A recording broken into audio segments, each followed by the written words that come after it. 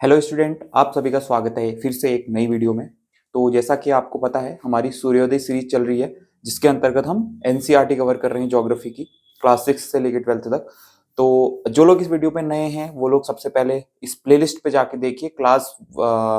हमारी एनसीईआरटी की चैप्टर 1 से लेके 6 तक हमारी 5 या 6 क्लासें हो चुकी हैं। और जो इससे पहले की क्लास थी, 2 पार्ट्स में डिवाइडेड है। तो जो ज़्यादा लंबी क्लास होगी उसको हम दो दो पार्ट्स में डिवाइड कर देंगे। तो आज है हमारा क्लास 6 ज्योग्राफी एनसीईआरटी का चैप्टर नंबर 6, जिसका नाम है पृथ्वी के प्रमुख स्थल मंडल, major landform of the earth. आपने देखा होगा, जो लिथोस्फीयर है, हमारी स्थल स्थल मंडल है जो हमारा, उस पे अलग अलग भू आकृतियां देखी होंगी। भू आकृतियां कहने का मतलब है अलग अलग आकृतियां आपने देखी होंगी। जैसे कहीं पे पर्वत देखे होंगे, कहीं पे मैदान देखे होंगे, कहीं पे पठार देखे होंगे, कहीं पे झील, कहीं पे खाइयां, अलग अलग आपने देखे होंगे ना। सभी जगह लैंडफॉर्म्स सेम नहीं होते हैं। तो इन्हीं की स्टडी करनी है हमने कि कौन से लैंडफॉर्म को क्या कहते हैं और क्यों ये बनते हैं, और इनकी प्रमुख विशेषताएं क्या हैं। वैसे होने को तो लैंडफॉर्म्स, अगर आप ग्रेजुएशन लेवल पे जाओगे तो जो जियोमॉर्फोलॉजी है, हमारी भौतिक भूगोल है, उस पे आप सविंद्र सिंह की बुक में देखना, उसमें बहुत सारे लैंडफॉर्म्स दिए हुए हैं। तो यहाँ पे मैं पहले भी बता चुका हूँ, क्लास 6 के अकॉर्डिंग हम अगर कवर कर रहे हैं तो यहाँ पे थोड़ी सी डिटेल जो है वो क्लास 6 के अकॉर्डिंग ही होगी। ये आपका बेस बनाने के लिए है, ठीक है। तो आप देखिए, इसमें कुछ जानकारियां अगर मैं आपको नहीं दे पा रहा हूँ तो इसीलिए नहीं दे पा रहा हूँ क्योंकि अभी हमने बेस बनाना है, उसके बाद हम डिटेल से भी ज्योग्राफी करेंगे धीरे धीरे, ठीक है। जैसे जैसे आप लोगों का सपोर्ट मुझे मिलेगा, जैसे जैसे आप लोग मेरे ज्यादा सब्सक्राइबर हो जाएंगे, तो मैं फिर से नया सेटअप लगाऊंगा, फिर अच्छे तरीके से आपको ज्योग्राफी पढ़ाई जाएगी, ठीक है। अभी हमारा ये बेस है, फाउंडेशन, ठीक है। तो आज का चैप्टर है चैप्टर नंबर 6 एनसीईआरटी क्लास 6 का, पृथ्वी के प्रमुख स्थल रूप, जिसका नाम है major landform of the earth. आपने पर्वत पठार मैदान अलग अलग देखे होंगे। ये क्यों बनते हैं? कभी आपने सोचा कि हर जगह सेम मैदान क्यों नहीं है, प्लेन क्यों नहीं है? कहीं पे पर्वत है, कहीं पे पठार है, कहीं पे मैदान है। ये क्यों बनते हैं? क्या किसी आदमी ने बनाए? नहीं। क्या कोई ऐसी शक्ति है जिनके द्वारा ये बने? जी हाँ। दो टाइप की फोर्सेस होते हैं। ये हमारी अर्थ है, अर्थ अर्थ है हमारी ये। इसमें दो टाइप के फोर्सेस होते हैं। एक तो पृथ्वी के अंदर से लगता है और एक पृथ्वी के बाहर से लगता है। पृथ्वी के अंदर से जो लगता है इसे कहते हैं अंतर्जात बल, अंतर्जात बल, ठीक है। इंडोजेनेटिक फोर्स इसको इंग्लिश में कहेंगे। और जो बाहर से लगता है उसे कहते हैं बहिर्जात बल, ठीक है। बहिर्जात बल, एक्सोजेनेटिक फोर्स। तो एक जो फोर्स है वो तो पृथ्वी के अंदर से लग रहा है और एक बाहर से लग रहा है। पृथ्वी के अंदर से जो फोर्स लग रहा है वो किस रूप में है? ज्वालामुखी क्रियाएं आपने देखी होंगी, जो ज्वालामुखी फटते हैं वो, और आंतरिक हलचल के कारण, जैसे भूकंप और ज्वालामुखी आते हैं। अब ये आंतरिक हलचल होती क्यों है? आपने देखा होगा, हमारी जो पृथ्वी है वो अलग अलग लेयर्स में बटी हुई है। क्रस्ट, मेंटल कोर, ठीक है। क्रस्ट, मेंटल कोर अलग अलग लेयर्स में बटी हुई है। तो कहीं पे सबसे ऊपरी भाग जो है क्रस्ट है वो क्या है? ठोस है। जो मेंटल है हमारा, वो उसका ऊपर का एरिया पूरा सेमी सॉलिड है, मतलब कि अर्ध ठोस अवस्था में है। और जो आंतरिक भाग है उसकी आउटर कोर क्या है? लिक्विड फॉर्म में। और इनर कोर क्या है? ठोस है। तो अलग अलग यहाँ पे क्या है, अंदर इसकी संरचना अलग अलग है। अलग अलग वहां पे जो हमारी चट्टानों की संरचनाएं हैं, ठीक है। और जैसे जैसे हम पृथ्वी के अंदर की ओर जाएंगे वैसे वैसे क्या बढ़ेगा यहाँ पे? डेंसिटी, घनत्व बढ़ेगा। क्योंकि अगर एक एक रजाई होती है ना, एक रजाई के ऊपर अगर आप 10 रजाई रख दोगे तो सबसे ज्यादा दबाव कहाँ पे पड़ेगा? नीचे, ठीक है। तो इसी तरीके से घनत्व नीचे को जाते रहेंगे, जैसे जैसे अंदर की ओर जाएंगे वैसे वैसे डेंसिटी बढ़ेगी, ठीक है। वैसे वैसे दबाव बढ़ेगा और वैसे वैसे क्या होगा? चट्टानों की संरचना भी चेंज होती रहेगी। तो इसी कारण अंदर क्या होते हैं? हॉट प्लूम्स जो होते हैं, यानी कि जो जहां पे लिक्विड अवस्था में पृथ्वी है वहां से संवहनीय तरंगें हमारी ऐसे बहती हैं, ठीक है। संवहनीय तरंगें, चट्टान नीचे जाके गल जाती हैं, क्या बन जाता है? मैग्मा, ठीक है। मैग्मा बन जाता है। तो ये मैग्मा क्या करता है? ऊपर को आने की कोशिश करता है। अब जहां पे इस मैग्मा को ऐसी जगह मिल जाती है, कमजोर सतह मिल जाती है, वहां से ये फूट के बाहर आ जाता है। और जहां पे नहीं मिल पाती वहां से ये क्या करता है? ऐसे करके इधर की ओर फिर से ये गति करना शुरू कर देता है। इन गतियों से क्या होता है? अलग अलग गतियां होती हैं, प्लेटों की अलग अलग गतियां होती हैं, वो आप प्लेट टेक्टोनिक में पढ़ोगे। तो ये जो आंतरिक जो बल है ना, जैसे ज्वालामुखी और भूकंप, ये क्या करते हैं, पृथ्वी की सतह पर असमानता लाते हैं। मतलब अगर ये एक दूसरे से दूर चले गई ये प्लेटें, तो यहाँ पे क्या होगा, खाई बन जाएगी। और एक दूसरे के नजदीक आ गई प्लेटें, तो क्या होगा, यहाँ पे ये सिकुड़, यहाँ पे मतलब जैसे चादर को आप, एक चादर को ऐसे पकड़ना और ऐसे करके उसको गति करना, तो क्या होगा, वहां पे पर्वत बन जाएगा। तो ये गतियां जो होती हैं पृथ्वी पर असमानता का सूत्रपात करती है। असमानता कहने का मतलब है अलग अलग लैंडफॉर्म बनते हैं। किसके कारण, आंतरिक बलों के कारण। क्लियर हो गया। आंतरिक बल कौन कौन से होते हैं, ज्वालामुखी और भूकंप। और पृथ्वी की आंतरिक हलचलों के कारण जो गतियां होती हैं उसे हम आंतरिक बल कहते हैं। और इनसे द्वारा बने लैंडफॉर्म, ये जो प्रोसेस होती है उसे क्या कहेंगे, अंतर्जात प्रक्रिया। अंतर्जात बल कहो या प्रक्रिया कहो, एक ही बात है। उसके बाद क्या होते हैं, अब आते हैं बहिर्जात बल, जो बाहर से बल फोर्स लगते हैं। वैसे इतने डिटेल से आपके में है नहीं, लेकिन फिर भी मैं बता दे रहा हूँ। जो बाहर से एक्सोजेनेटिक फोर्स होते हैं, बहिर्जात बल होते हैं, उनको ये क्या करते हैं, जो आंतरिक बलों द्वारा असमानता पैदा की जाती है ना, पर्वत बनाए जाते हैं, पठार बनाए जाते हैं, ठीक है, मैदान या खाइयां, ठीक है, भ्रंश, जो भी कहो आप, पर्वत, पठार, मैदान, ये भी जो जो अलग अलग लैंडफॉर्म आंतरिक हलचल के कारण बनते हैं, वो क्या करते हैं, ये बहिर्जात बल इनको समतल करने का काम करते हैं। जैसे यहाँ पे पर्वत बन गया, यहाँ पे पर्वत बन गया। अब बहिर्जात बल कौन कौन से होते हैं, बाहर के बल, दो बल होते हैं। एक क्या होता है, अपर्दन और निक्षेपण। अपर्दन को कहेंगे इरोजन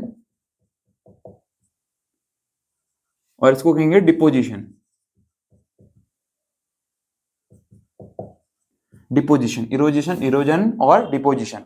अपर्दन का मतलब क्या होता है, जैसे ये पर्वत है, आपने कभी एक मिट्टी का टीला लेना और उसके ऊपर से पानी की बौछार करना है ऐसे लगातार, ठीक है। जैसे आप पानी डालते हो ना सब्जी में या किसी चीज में, अपने फूल में पानी डालते हो, तो बौछार करना, क्या होगा, वो मिट्टी का टीला धीरे धीरे क्या हो जाएगा, वो उसकी जो मिट्टी है वो कट के बहने लग जाएगी। तो वही जो कटाव होता है, अपर्दन का मतलब होता है कटाव। पर्वतों का जो कटाव होता है उसे अपर्दन कहते हैं। और निक्षेपण का मतलब जो ये कटाव होके पानी के साथ मिट्टी बही है, उसको कहीं पे जहां पे फोर्स मिलेगा ना, जहां पे मतलब कम फोर्स मिलेगा, मैदानी भागों में ले जाके क्या करती हैं नदियां, उसको डिपोजिट कर देती हैं। यानी कि इसको भराव कहेंगे, कटाव और भराव। ठीक हो गया, अपर्दन और निक्षेपण समझ रहे होगे। इरोजन एंड डिपोजिशन का मतलब क्या होता है।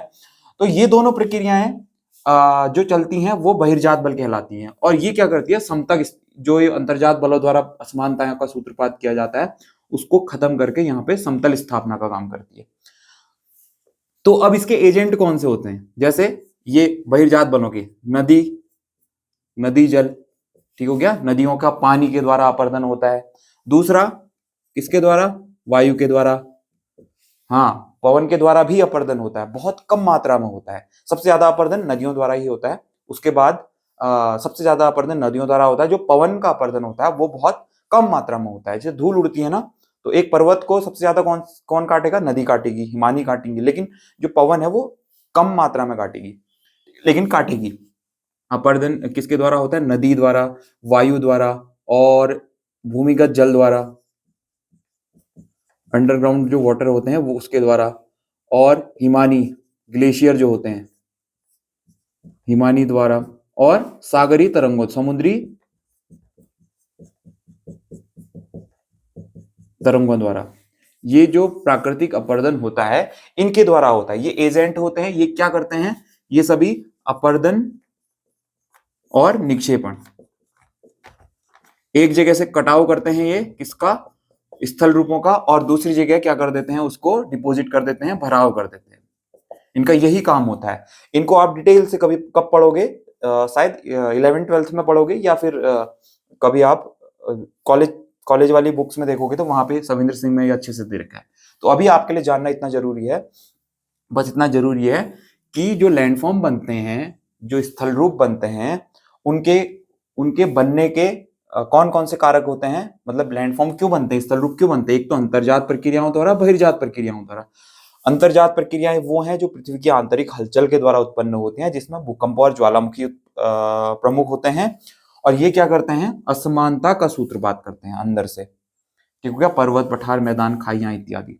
और जो बहिर्जात बल होते हैं वो क्या करते हैं, अपर्दन और निक्षेपण का काम करते हैं, मतलब इन अंतर्जात बलों द्वारा उत्पन्न विभिन्नताओं को, असमानताओं को समान करने का काम करते हैं। और इसमें दो दो प्रोसेस होती हैं, बहिर्जात बल जो होती है इसकी दो प्रक्रियाएं होती हैं, एक अपर्दन और निक्षेपण। और इसके जो एजेंट होते हैं कौन होते हैं, ये ये एजेंट क्या होते हैं, नदी जल, भूमिगत जल, ये सभी क्या करते हैं, बहिर्जात बल। ठीक है, इतना क्लियर हो गया। अगर इतना क्लियर हो गया को आपको समझ में आ गया होगा पर्वत क्यों बनते हैं, पठार क्यों बनते हैं।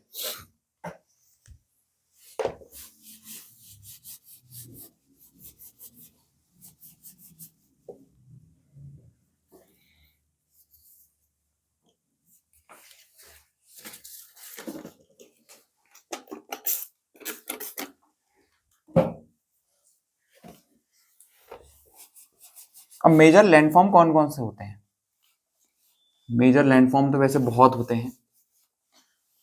जब आप पढ़ोगे ना जियोमॉर्फोलॉजी, भू आकृति विज्ञान, तो उसमें आपको first order relief feature, second order relief feature, third order relief feature आपको पढ़ने पड़ेंगे। तो वही मतलब सब क्लियर हो जाएगा। अगर बेस अगर आपका मजबूत है तो आपका वहां पे पढ़ने में बहुत ज्यादा आसानी होगी। ये बेस आपका चल रहा है अभी। तो सबसे पहले प्रमुख स्थल रूप कौन कौन से हैं, मैंने बताया पर्वत, पठार, मैदान। प्रमुख स्थल रूप कौन से हैं, पर्वत, पठार, मैदान। ठीक हो गया। क्यों बनते हैं, इनके बनने के कारण क्या कौन कौन से हैं, दो प्रक्रियाएं।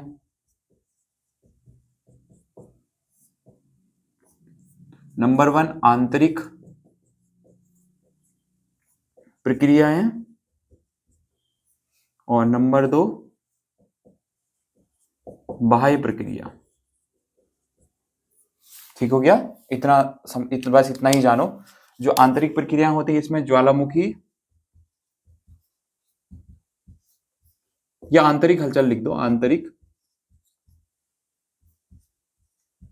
हलचल। ठीक हो गया। जो बाह्य प्रोसेस है, बाह्य प्रक्रियाएं, वो क्या है, अपर्दन तथा निक्षेपण। क्लियर हो गया। अब सबसे पहले हम पढ़ेंगे, अभी इनके बारे में इतना ही जानना जरूरी है, बस इससे ज्यादा नहीं है। सबसे पहले कौन कौन से हैं, पर्वत, माउंटेन। क्यों बनते हैं पर्वत, पर्वतों के बनने के अलग अलग रीजन होते हैं। कुछ पर्वत भ्रंशों के कारण उत्पन्न होते हैं, कुछ पर्वत अब प्लेटों के अभिसरण के कारण उत्पन्न होते हैं, और कुछ ज्वालामुखी क्रियाओं द्वारा बनते हैं। तो पर्वत क्या होते हैं, पहले पर्वत की अगर परिभाषा आपसे पूछी जाए तो आसपास की भूमि से ऊपर उठे हुए स्थल रूप जिनका आधार चौड़ा तथा शिखर तीखा होता है,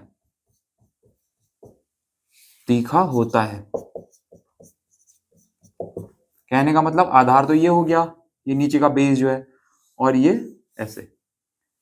और आकृति क्या होती है, यहां पर आकृति शंकुआकार। ठीक है, शंकुआकार। इनकी ऊंचाई कितने तक हो सकती है, ऊंचाई लगभग, सबसे ऊंचा पर्वत कौन सा है हमारा, माउंट एवरेस्ट कितना है, 8,848, इतना ऊंचा हो सकता है ये मीटर समुद्र तल से 8,848 मीटर तक ऊंचे ये हो सकते हैं। ठीक है, तो दूसरी जिनकी विशेषता ये हो गई, सबसे पहले आसपास की भूमि से ऊपर उठा हुआ क्षेत्र जिनका आधार क्या होता है, चौड़ा होता है, और शिखर क्या होता है, शिखर इनका तीखा होता है। ऊंचाई लगभग 8,848 होती है। और क्या खासियत होती है पर्वतों की, यहां पर या इनमें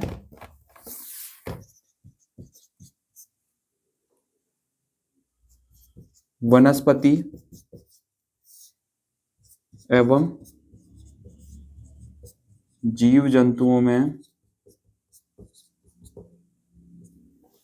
विभिन्नताएं होती हैं।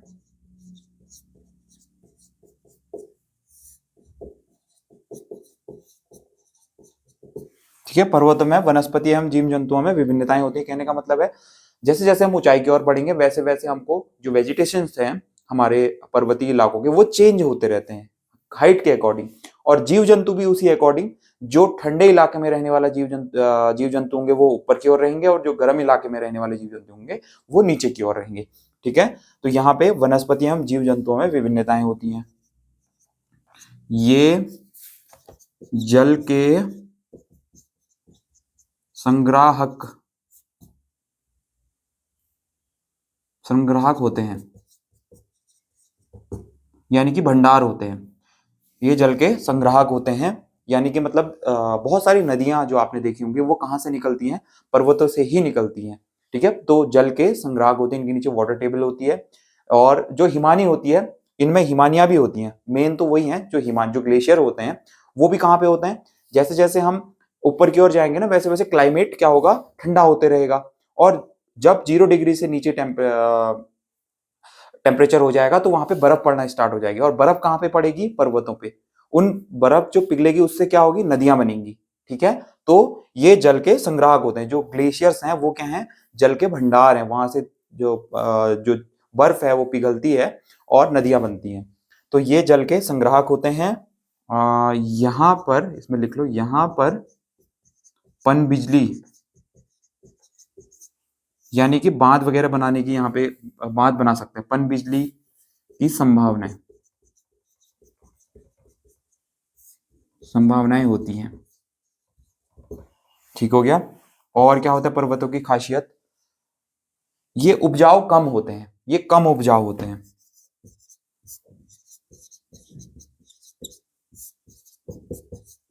अब कम उपजाऊ क्यों होते हैं पर्वत, कम उपजाऊ इसलिए होते हैं जो इनकी ऊपर की परत होती है ना वो बारिश के कारण बह जाती है, और वो कहाँ चले जाती है, मैदानी इलाकों में चले जाती है, पानी के साथ बह जाती है और मैदानी इलाकों में चले जाती है, और स्लोप बहुत ज्यादा होता है इनमें। तो यहाँ पे अगर खेती की जाए तो लोग सीढ़ियां बना के सीढ़ीदार खेतों के माध्यम से यहाँ पे खेती करते हैं, अदरवाइज यहाँ पे खेती बहुत कम होती है, ये कम उपजाऊ होते हैं। और ऊंचाई पर जाने पर टेम्परेचर कम होता है, ऊंचाई पर जो जो हम ऊंचाई की ओर जाएंगे ऊंचाई पर जाने पर टेम्परेचर तापमान कम होता है, निवास हेतु कठिन परिस्थितियां होती हैं।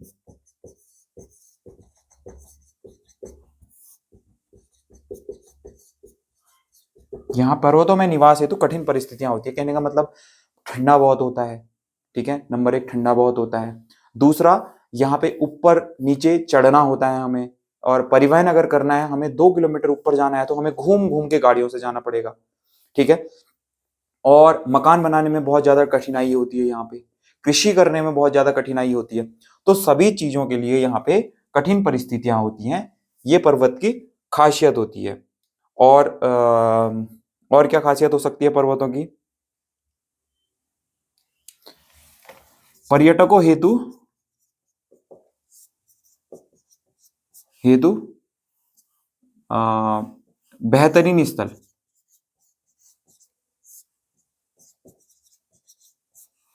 सैलानियों या पर्यटन हेतु कुछ इसके प्लस पॉइंट भी होते हैं, कुछ माइनस पॉइंट होते हैं, तो पर्यटकों हेतु बेहतरीन स्थल होते हैं। यहाँ पर को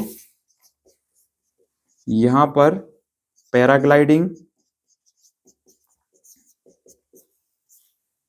साहसिक गेम, यहाँ पर साहसिक, यहाँ साहसिक क्रियाकलाप क्रियाकलाप paragliding, skiing skiing river rafting,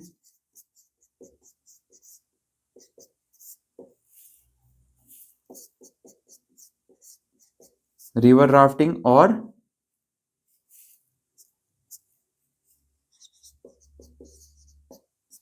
rock climbing वगैरह आदि की संभावनाएं। ठीक है। और जलवायु साफ सुथरी, जलवायु साफ सुथरी होती है। तो ये क्या है, पर्वतों के कुछ हमारी विशेषताएं हैं। आपने देखना, कोई आपसे कहेगा पर्वत किसे कहते हैं, तो अपने आसपास की भूमि से ऊपर उठे हुए भाग जिनका आधार चौड़ा होता है और शिखर जिनका चपटा होता है या फिर शिखर तीखा होता है, ये शंकु की आकृति के होते हैं। इनमें ऊंचाई की ओर जाने पर टेम्परेचर लगातार कम होते रहता है। क्या उसे सामान्य ताप ह्रास दर कहते हैं। नॉर्मली 100 मीटर जाने पर 6.5 डिग्री 1 किलोमीटर पर 6.5 डिग्री टेम्परेचर कम होता है। ठीक है, 1 किलोमीटर पर 6.5 डिग्री टेम्परेचर कम होता है। और जो दूसरी बात होती है, यहाँ पर को वनस्पति एवं जीव जंतुओं में विभिन्नताएं पाई जाती हैं। ये जल के संग्राहक होते हैं। यहाँ पर पनबिजली की अपार संभावनाएं होती है, बांध बनाने की जो अपार संभावनाएं कहाँ पे हैं, पर्वतों पे हैं। यहाँ पे कृषि हेतु भूमि जो होती है वो अनुपलब्ध होती है, मतलब लोग बनाते हैं तो थोड़ा बहुत वैसे बना लेते हैं अपने जीवन यापन करने के लिए, लेकिन उपजाऊ भी नहीं होती यहाँ की मिट्टी, कम उपजाऊ होते हैं। ऊंचाई पर जाने पर टेम्परेचर ये बता दिया। लगभग ऊंचाई कितनी हो सकती है, 8,848 मीटर समुद्र तल से। निवास हेतु कठिन परिस्थितियां होती हैं यहाँ पे, क्योंकि यहाँ पे जलवायु क्या है, प्रतिकूल है, अनुकूल नहीं है, प्रतिकूल है, विपरीत है बिल्कुल। जैसे अभी आपने देखा होगा, मैंने कैप वेयर की हुई है, मैंने जैकेट वेयर की हुई है, लेकिन ये इससे भी खतरनाक कंडीशन कहाँ पे, और अगर हम ऊंचाई पे जाएंगे तो इससे भी खतरनाक कंडीशन होगी। अभी तो हम 1700 मीटर की ऊंचाई पे ही है, लेकिन आप ये सोचिए अगर 5000 मीटर 6000 मीटर की ऊंचाई पे जाएंगे तो कितना ठंडा होगा। ठीक है, तो जलवायु यहाँ पे कठिन होती है। और कुछ कुछ यहाँ पे प्लस पॉइंट होते हैं, जैसे पर्यटकों हेतु बेहतरीन स्थल, और यहाँ पर साहसिक क्रिया जैसे पैराग्लाइडिंग, स्कीइंग, रिवर राफ्टिंग आदि संभावनाएं प्रचुर मात्रा में है। और जलवायु यहाँ की साफ सुथरी होती है। यहाँ का AQI जो होता है, एयर क्वालिटी इंडेक्स, वो कम होता है। बहुत ही साफ सुथरी जलवायु होती है। ठीक है, तो ये हो गई आपकी पर्वतों की खासियत। अब आपने कुछ पर्वत देखे होंगे, पर्वत कितने प्रकार के होते हैं, ये पर्वतों की खासियत। अब देखते हैं पर्वत कितने प्रकार के होते हैं। कोई बताएगा पर्वत कितने प्रकार के होते हैं? लाइव क्लास तो है नहीं, अदरवाइज आप बताते। कोई बात नहीं, लाइव क्लास भी करेंगे कभी फ्यूचर में। ठीक है, लाइव क्लास भी करेंगे। तो पर्वतों के प्रकार, पर्वत नॉर्मली जो आपके एनसीईआरटी में दिए हुए हैं, 3 टाइप के पर्वत दिए हुए हैं। नंबर 1 है वलित पर्वत, फोल्ड माउंटेन। ठीक है। नंबर 2 है भ्रंशोत पर्वत, और नंबर 3 है आपका ज्वालामुखी।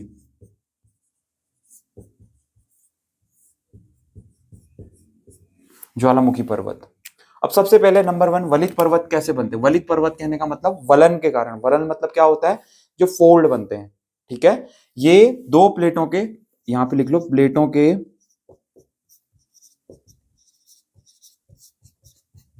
अभिसरण द्वारा बनते हैं।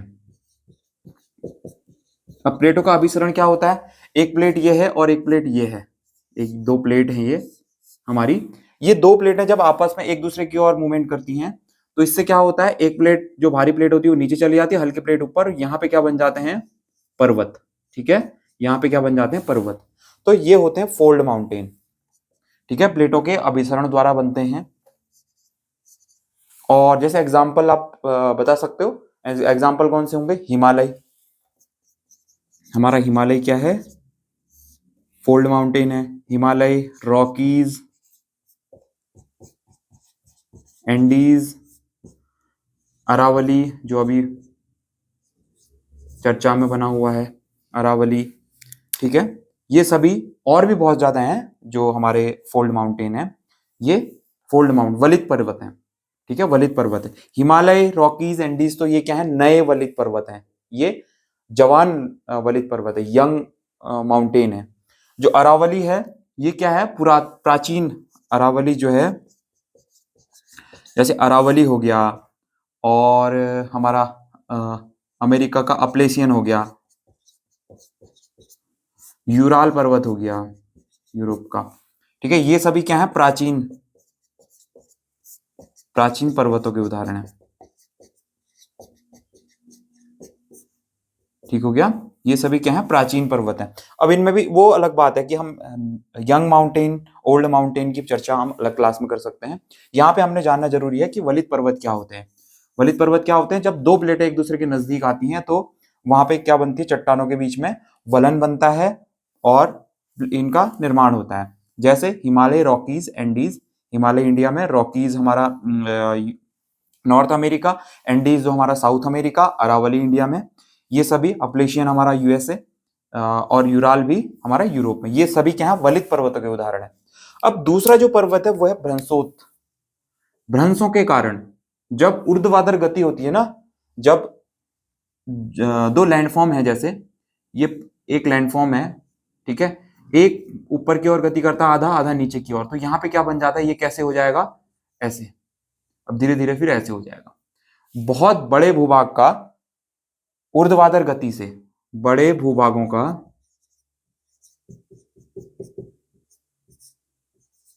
की ऊर्ध्वाधर गति द्वारा बनते हैं, ये लिख सकते हो, या भ्रंश द्वारा।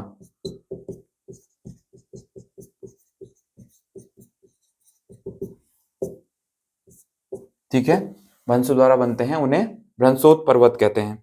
अब ये भ्रंशोत पर्वत के उदाहरण कौन कौन से हैं, जैसे इसमें ना दो चीजें होती हैं, एक ऊपर उठा भाग, एक नीचे धसा हुआ। इसको अच्छे से बना ही देते हैं।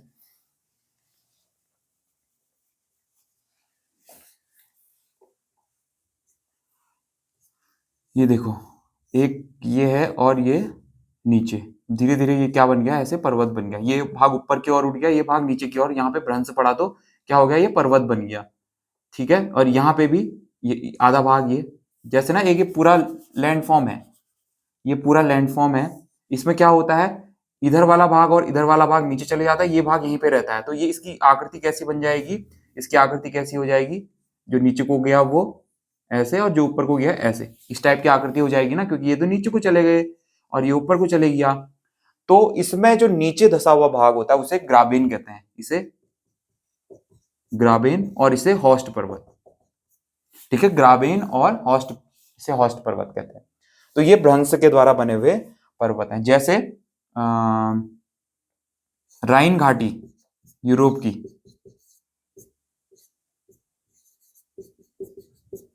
राइन घाटी एग्जाम्पल, और दूसरा एग्जाम्पल क्या होगा, वासजेस पर्वत। ये भी कहाँ पे है, यूरोप में। ठीक है, यूरोप ये सभी क्या है, भ्रंशोत पर्वत। अब तीसरे पर्वत होते हैं ज्वालामुखी पर्वत। इसको मैं ब्लैक से ही लिख देता हूं ताकि पजल ना हो आपके लिए।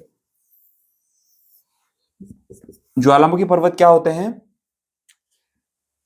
इससे ही लिखना पड़ेगा रेड से ही, नहीं तो आप गलत समझ सकते हो कुछ। ज्वालामुखी पर्वत ज्वालामुखी क्रियाओं द्वारा,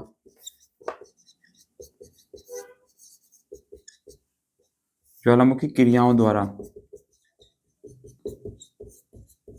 निर्मित। ठीक है, ज्वालामुखी क्रिया मैंने आपको बताई थी, पृथ्वी के अंदर, ये हमारी अर्थ है, ठीक है, इसके अंदर अलग अलग लेयर्स हैं। जो नीचे मैग्मा बनता है, जो प्लेट है ना, ये प्लेट एक दूसरे के नजदीक आती हैं तो नीचे चले जाती हैं, तो ये प्लेट पिघल के यहाँ पे मैग्मा मेल्ट होकर क्या बनता है, मैग्मा बन जाता है। ये मैग्मा बाहर निकलने की कोशिश करता है, कमजोर सतह ढूंढता है, और कमजोर सतह से अगर बाहर आ जाता है तो ये क्या करता है, जमा हो। अब गर्म जो लावा है वो पृथ्वी पे आएगा, ऊपरी भाग पे, तो धरातल वायु के संपर्क में आने से वो ठंडा होने लग जाता है। वो ठंडा होता है तो वहां पे क्या होगा, धीरे धीरे धीरे धीरे ज्वालामुखी जमाव के कारण पर्वतों का निर्माण हो जाएगा। तो ऐसे बहुत सारे पर्वत हैं ज्वालामुखी क्रियाओं द्वारा निर्मित, या ज्वालामुखी लावा द्वारा निर्मित।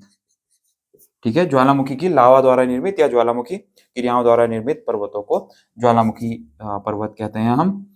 एग्जाम्पल के लिए जापान का फ्यूजियामा, फ्यूजियामा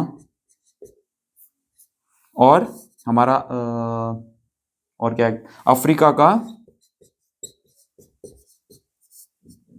किलिमंजारो। ये कैसे पर्वत हैं? ज्वालामुखी क्रियाओं द्वारा निर्मित पर्वत हैं। तो ठीक हो गया। पर्वतों के प्रकार मैंने आपको बता दिया। वलित पर्वत, ज्वालामुखी पर्वत, भ्रंशोत पर्वत 3 टाइप के होते हैं। वलित पर्वत 2 प्लेटों के आपस में एक दूसरों की ओर जब अभिसरित होती है, 2 प्लेटें अभिसरण वाली जो गति होती है उनके द्वारा धरातल पे फोल्ड बनते हैं। उन फोल्डों द्वारा बने पर्वतों को वलित पर्वत कहते हैं। एग्जाम्पल के लिए हिमालयी रॉकीज, एंडीज, अरावली। हिमालयी रॉकीज एंडीज यूथ यानी कि यंग पर्वत हैं, और अरावली और अपलेशियन यूराल ये क्या है? पुराने पर्वत हैं। और जो जितना ज्यादा नया होगा ना उतना तीखा होगा उनका शिखर, और जो जितना ज्यादा पुराना होगा उसका अपर्दन हो चुका होगा। ठीक है, अपर्दन हो चुका होगा। उसके बाद भ्रंशोत पर्वत भूभाग पर ऊर्ध्वाधर गति जब होती है, ऊपर नीचे की ओर गति होती है 2 भूखंडों में, तो एक भाग ऊपर रह जाता है, एक भाग नीचे धस जाता है। ऊपर उठे भाग को हॉस्ट कहते हैं, नीचे धसे भाग को ग्राबेन कहते हैं। ऐसे पर्वत कौन कौन से हैं? जैसे राइन घाटी यूरोप की और वाजजेस पर्वत यूरोप के। ठीक हो गया, ये भ्रंशोत पर्वत के उदाहरण है। तीसरा ज्वालामुखी पर्वत। जब ज्वालामुखी फटता है, ज्वालामुखी से जो लावा निकलता है वो लावा धरातल या वायुमंडल के संपर्क में, धरातल पर वायु के संपर्क में आने पर ठंडा होने लगता है। धीरे धीरे करके वो जब ठंडा होकर एक ठोस रूप धारण कर लेता है तो पर्वत का रूप ले लेता है। तो उसे क्या कहते हैं? हम ज्वालामुखी पर्वत कहते हैं। जैसे जापान का फ्यूजियामा, अफ्रीका का किलिमंजारो। ठीक हो गया, इतना इतना क्लियर हो गया पर्वतों के बारे में। अब हम दो हमारे लैंडफॉर्म 2 और बचे हैं, उसके बारे में भी चर्चा कर लेते हैं। इसको मिटा देता हूं मैं।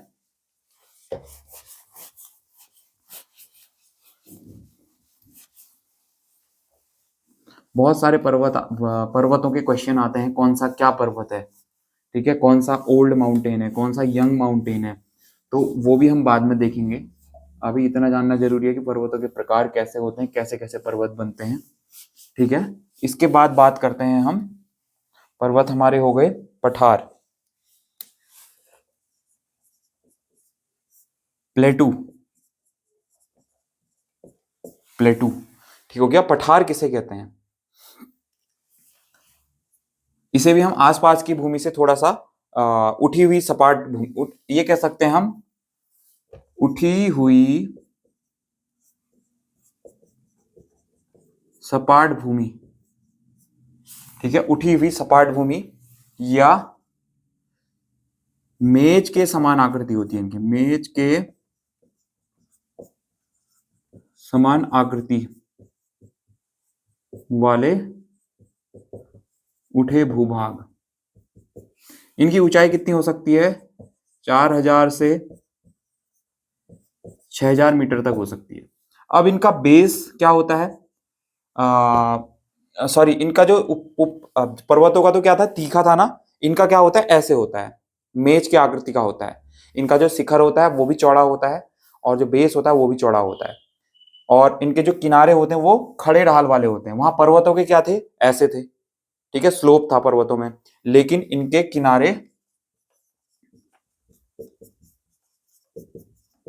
खड़े ढाल वाले होते हैं। कहने का मतलब है ये उठी हुई ऐसे, इसे क्या कहेंगे हम? पठार। पर्वत क्या थे? ऐसे ना, पर्वत ऐसे थे। इनके जो ढाल है वो स्लोप थी ना, ढाल थी, ढाल थोड़ा कम थी। इनकी ढाल बिल्कुल खड़े ढाल वाली है, और इनके नीचे तो इनका ज्यादा एरिया था, ऊपर कम था। इसमें नीचे ऊपर सेम सेम एरिया होता है। पठार और पर्वतों में इतना अंतर होता है, पर्वत और पठार। जैसे दक्कन का पठार, हर कॉन्टिनेंट में, हर महाद्वीप में अलग अलग पठार हैं। तो इनकी खासियत क्या होती है पठारों की? ये खनिजों के भंडार होते हैं, खनिजों के भंडार होते हैं। जैसे अफ्रीका का पठार जो है, अफ्रीका का पठार आपने सुना होगा, किसकी समृद्धता है वहां पे? सोना, चांदी, हीरा, हीरे से समृद्ध, समृद्ध है। ठीक है, अफ्रीका का जो पठार है, अफ्रीका में क्या मिलता है? हीरा, सोना, हीरा सबसे ज्यादा मिलता है ना। तो जो पठार होते हैं, पठारों में बहुत ज्यादा खनिज मिलते हैं हमें, सबसे ज्यादा धनी होते हैं ये। इसीलिए जो छोटा नागपुर का पठार है इंडिया का, छोटा नागपुर का पठार, यहाँ पे क्या है, लोहा, कोयला, मैग्नीज, अयस्क सबसे ज्यादा निकाला जाता है यहाँ पे। ठीक है, जो पठार होते हैं वो क्या होते हैं, खनिजों के भंडार होते हैं। और यहाँ पे अगर लावे का जो पठार है ना, लावे का पठार, तो वो बहुत ही उपजाऊ भी होती है, मिट्टी उपजाऊ होती है।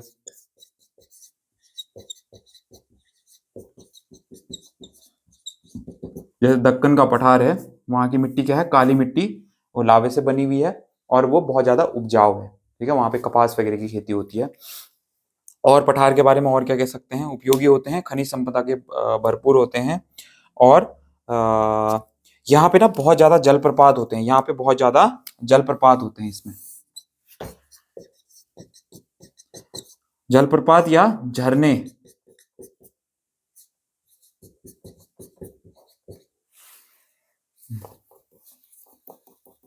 बहुत जलप्रपात होते, झरने होते हैं। अब देखो, जैसे मैंने बताया था, पठार है, कोई नदी ऐसे बह रही है ना इसमें पठार में, तो एकदम से यहां से गिर जाएगी। जैसे स्वर्ण रेखा, जो हमारी स्वर्ण रेखा नदी पे हुंडरू जलप्रपात आपने सुना होगा, जोग जलप्रपात सुना होगा आपने। ठीक है, धुआंधार जलप्रपात नर्मदा नदी पे सुना होगा आपने। तो ऐसे जो जलप्रपात हैं, झरने हैं, ये आकर्षण स्थल हैं। जैसे पर्वतों पे पैराग्लाइडिंग, रिवर राफ्टिंग हो रही थी, वैसी पठारों पे जलप्रपात जो आकर्षण स्थल हैं। यहाँ पे सैलानी आते हैं, पर्यटक आते हैं और इनको देखने के लिए उनका क्या हो जाता है, उसको देखने के लिए आते हैं, तो उनका रेवेन्यू भी जनरेट होता है पठारी लोगों का इससे। ठीक हो गया। तो बहुत ज्यादा जलप्रपात यहाँ पे होते हैं। और बस इतनी खासियत है पठार की। पठार क्या होती है, उठी हुई सपाट भूमि, मेज के समान आकृति वाले भूभाग, ऐसे 4000 से 6000 मीटर हो सकते हैं, मीटर ऊंचे हो सकते हैं। और सबसे ऊंचा पठार कौन सा है,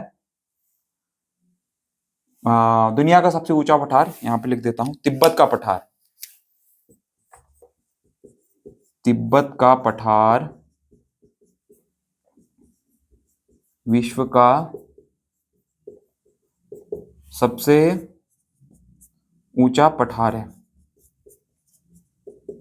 पठारों की बनने की प्रोसेस भी अलग अलग होती है। ठीक है, पठारों के बनने की प्रोसेस भी अलग अलग होती है। तो तिब्बत का जो पठार है उसकी प्रोसेस अलग है। ये सबसे ऊंचा उठा पठार है, सबसे ऊंचा पठार है विश्व का। ठीक हो गया, इतना क्लियर है पठार के बारे में। अब आते हैं हम, क्या बचा इसके बाद, मैदान, प्लेन।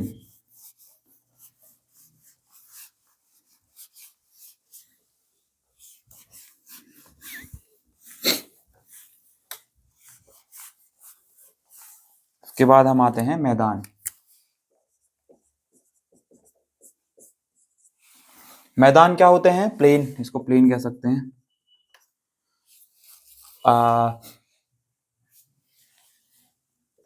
नदी, वायु,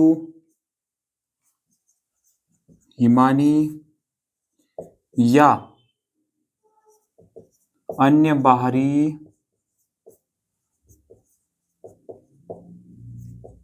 प्रक्रियाओं द्वारा अपरदित पदार्थों के निक्षेपण द्वारा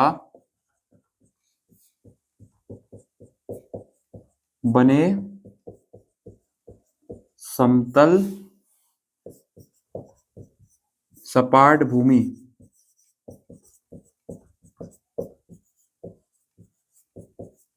मैदान कहलाती है। ठीक हो गया। जो भी जो एजेंट होते हैं ना, जो हमारे बाह्य प्रक्रियाओं के जो एजेंट होते हैं, जैसे नदी, भूमिगत जल और हिमानी इत्यादियों द्वारा जो अपर्दन किया जाता है, जैसे नदी अपर्दन करेगी पर्वतों का और वो बहते रहेगी स्लोप की ओर, और वो कहाँ पे उस पदार्थ को डिपोजिट करेगी, जहां पे उसे उसका स्लोप कम हो जाएगा, जहां पे उसे प्लेन मिल जाएगा।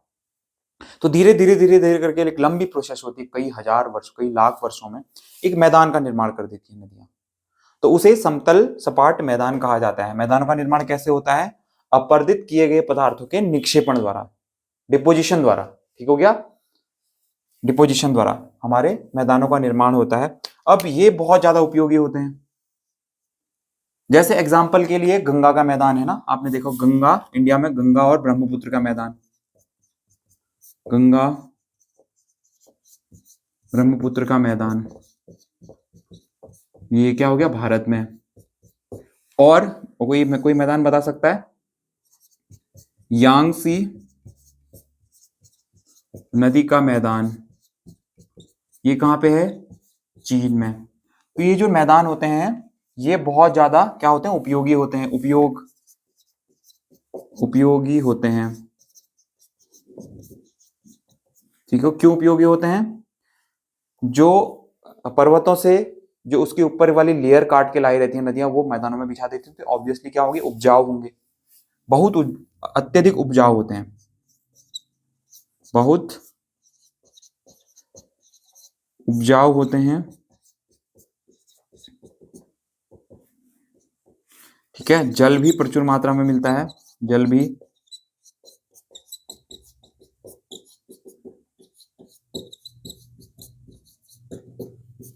परिवहन हेतु सुलभ,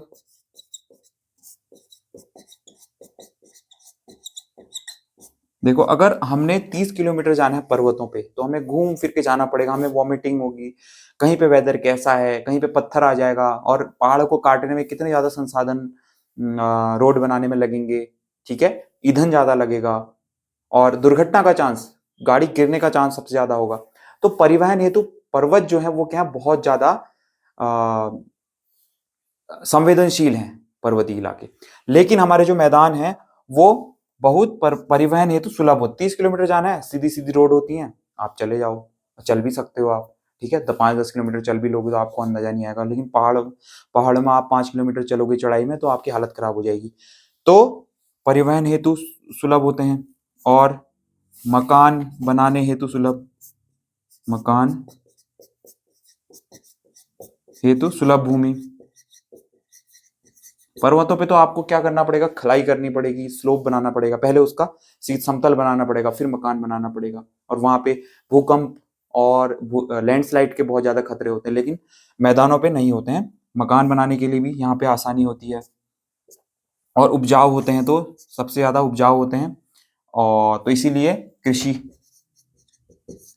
कृषि सबसे ज्यादा होती है यहाँ पे।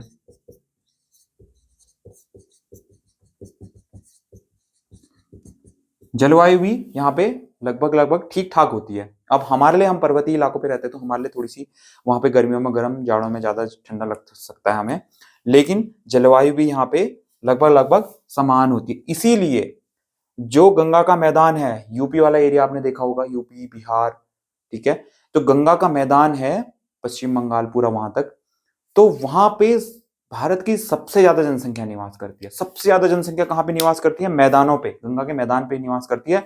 और वैसे भी मैदानों पे ही सबसे ज्यादा जनसंख्या निवास करती है, क्योंकि वहां पे परिवहन के संसाधन हमारे लिए सुलभ हैं। वहां पे हमें मकान बनाने के लिए भूमि सस्ती मिल जाती है, इजी मिल जाती है, और हमें खलाई भी नहीं करनी पड़ती है। वहां पे हमें जल मिल जाता है। वहां पे हमें कृषि करने के लिए एक सुलभ क्लाइमेट मिल जाता है। कृषि करने के लिए हमें सिंचाई के लिए कैनाल बना देंगे तो हमारा वो पूरा एरिया कवर कर लेगी, ट्यूबवेल खोद लेंगे। तो बहुत सारी ऐसी चीजें हैं जो मैदानों पे हमारे लिए इजी हो जाती हैं, और पर्वतों पे वही चीज टफ हो जाती है। ठीक हो गया? ये मैदानों की हमारी खासियत है। और क्या कह सकते हैं हम? जो अधिकांश मैदान होते हैं वो नदियों द्वारा ही बनाए जाते हैं, ये आपको पता ही होगा। नदियों के ही मैदान ज्यादातर हैं, और वैसे नॉर्मल प्लेन है तो वो भी सुटेबल होते हैं। ठीक हो गया? तो ये आपके 3-4 लैंडफॉर्म जो थे, ठीक हो गया, ये आपने पढ़े। पर्वत, पठार, मैदान क्यों इंपॉर्टेंट होते हैं, कौन कौन सी चीजें याद रखने योग्य थी क्लास 6 के अकॉर्डिंग, वो आप देखना। और क्वेश्चन आंसर हम लास्ट में करेंगे, मैंने आपको बताया है सबसे लास्ट में। हमारा 1-2 चैप्टर और बचे हुए हैं इसके, उसके बाद हम क्वेश्चन आंसर करेंगे इसके। ठीक है, सबके ही क्वेश्चन आंसर पूरे कर लेंगे, लगभग 40-50 क्वेश्चन होंगे, उनको हम एक साथ निपटा लेंगे। ऑनलाइन क्लास के माध्यम से हम लोग करेंगे, अगर आप लोग जुड़ेंगे तो। अदरवाइज फिर आपकी मर्जी। देखो और जो दूसरी चीजें हैं इसमें, दूसरी जो चीजें हैं हमें क्या क्या करना चाहिए। कुछ चीजें ना पिछले क्लास में छूट गई थी, चलो वो मैं आपको फिर बता दूंगा किसी क्लास में, ठीक है। कुछ चीजें पिछली क्लास में छूट गई थी उसकी मैं आपको बाद में बता दूंगा। तो हमारे लैंडफॉर्म मेजर यही हैं, पर्वत, पठार, मैदान। इनको बनने की प्रोसेस मैंने आपको बता दी। पर्वतों की क्या खासियत होती है, पठारों की क्या खासियत होती है और मैदानों की क्या खासियत होती है ये बता दी। मेन मेन पर्वत के प्रकार भी बता दिए, पठार क्यों उपयोगी होते हैं ये भी बता दिया और मैदान क्यों उपयोगी होते हैं ये भी बता दिया, ठीक है। मिलते हैं हम अगली क्लास में, तब तक के लिए थैंक यू।